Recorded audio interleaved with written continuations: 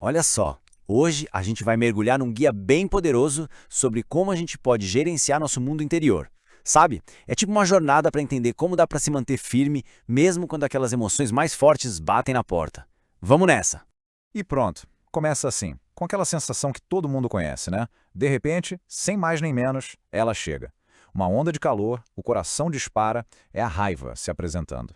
E aí, logo em seguida, ou às vezes até junto, né, vem outra visita.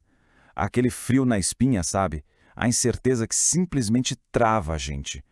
O medo chega e ele quer atenção.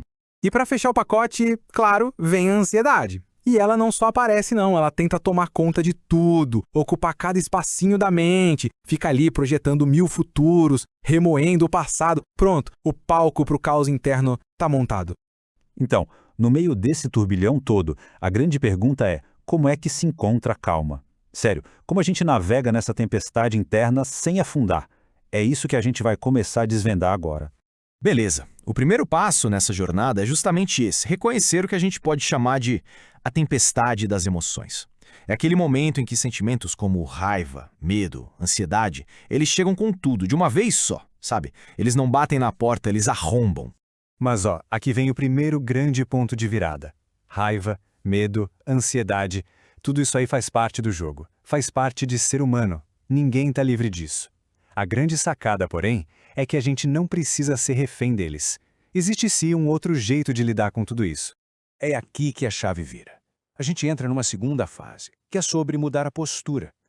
A solução, veja bem, não é sair na porrada com a tempestade. A ideia é aprender a observar, não resistir. Em vez de ser levado pela correnteza, a gente se torna o observador. Bora entender como isso funciona na prática. Então, o que é esse tal de observar?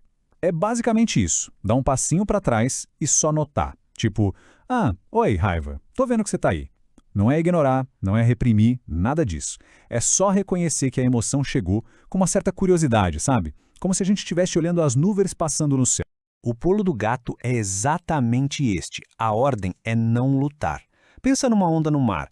Tentar resistir a ela só te joga com mais força. A ideia é parar de brigar e, principalmente, parar de se identificar com o sentimento.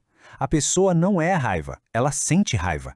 Parece uma coisinha boba, mas essa diferença nossa, ela muda o jogo completamente.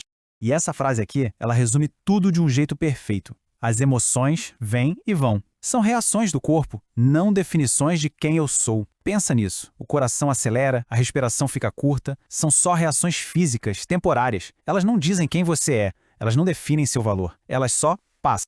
E olha que interessante, essa ideia de observar as emoções está longe de ser novidade. Na verdade, isso nos leva direto para a sabedoria dos estoicos. A gente vai dar uma olhada na lição de Sêneca e ver como essa filosofia de séculos atrás já dava um mapa da mina para o nosso mundo interior.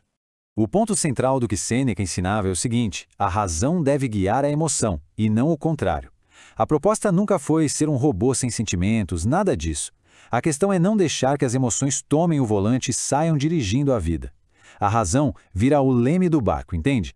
As emoções continuam lá, são o vento, as ondas, mas quem decide a direção é a razão. E essa imagem aqui mostra a diferença de um jeito bem claro. De um lado, o caminho da reação. É quando a emoção manda em tudo e a gente é só arrastado pela tempestade.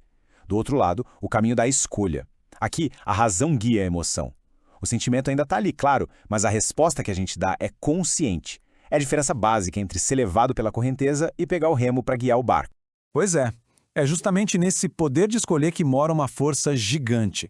É a gente deixando de ser vítima das nossas tempestades internas para se tornar, aos poucos, o arquiteto da própria calma.